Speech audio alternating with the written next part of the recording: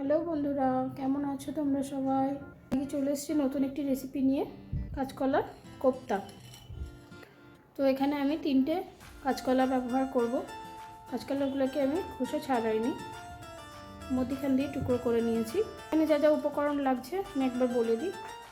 এখানে আছে টমেটো কুচি, একটা মাঝারি সাইজের টমেটো কুচি, পেঁয়াজ আছে 2টো বড় সাইজের কুচি করে রেখেছি, নুন হলুদ পরিমাণ মতন বা স্বাদ মতন। এখানে আছে চিনি, 1.5 চামচি চিনি নিয়েছি, আর 2 চামচ বেসন আছে কিছুটা পরিমাণ, রসুন আদা লঙ্কা। রসুন এখানে আমি 6 থেকে 7 কোয়া ব্যবহার করেছি, আর আদা আছে 2 ইঞ্চি মতন, তেজপাতা, ফোড়নের জন্য জিরে আর শুকনো লঙ্কা। তো আমি রেসিপিটা শেয়ার করছি তোমাদের সাথে, তোমরা দেখতে থাকো। দেবো অল্প পরিমাণ হলুদ আর দেবো অল্প পরিমাণ নুন। তো দেখো বন্ধুরা, আমার কাঁচকলা এখানে সিদ্ধ হয়ে গেছে, আমি এগুলোকে নামিয়ে নিয়েছি। এবার একটু ঠান্ডা হতে দেবো, তারপরে খোসাগুলো ছাড়িয়ে নেব। ছাড়িয়ে আমি এটাকে চটকে রেখেছি। দিয়ে দেবো কুচিয়ে রাখা পেঁয়াজ। তারপরে এখন পেঁয়াজটা দেবো, আদা আর রসুন বাটাটা, আদা রসুন এবং কাঁচা লঙ্কা যেটা আমি বেটে রেখেছিলাম। দিয়ে দেবো অল্প পরিমাণ নুন, হলুদ, মিষ্টি। মশলাটা আমার কষানো হয়ে গেছে, এর মধ্যে দিয়ে দিচ্ছি আমি চটকে রাখা কাঁচকলাটা। এবার আমি এটাকে নামিয়ে দেব। এবারে আমি কাঁচকলার যে পুরটা ছিল তার মধ্যে দিয়ে দেবো একটি ডিম,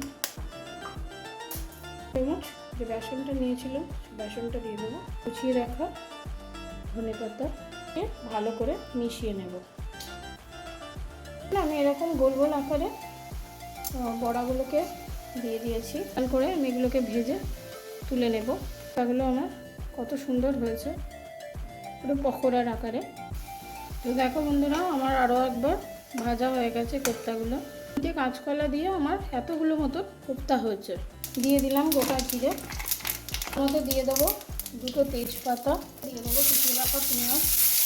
এবারে আমি দিয়ে দেবো টমেটো কুচি, বেটে রাখা আদা রসুন, দিয়ে দেবো পরিমাণ মতো নুন হলুদ, দিয়ে দেবো অল্প মতন চিনি, এখানে দিয়ে দেবো একটু কাশ্মীরি লাল লঙ্কা। যেহেতু আমি লঙ্কায় কোনো শুকনো লঙ্কা ব্যবহার করি না, তো রঙটা আনার জন্য একটু করে কাশ্মীরি লঙ্কা আমি ব্যবহার করি। কাশ্মীরি লঙ্কার যে গুঁড়োটা আছে ওইটা ব্যবহার করি না, মশলা ধোয়ার যে জলটা। তো এবার এটা আমি জল দিয়ে দিচ্ছি। এবার আমি ভেজে রাখা কোপ্তাগুলো এর মধ্যে দিয়ে দেবো।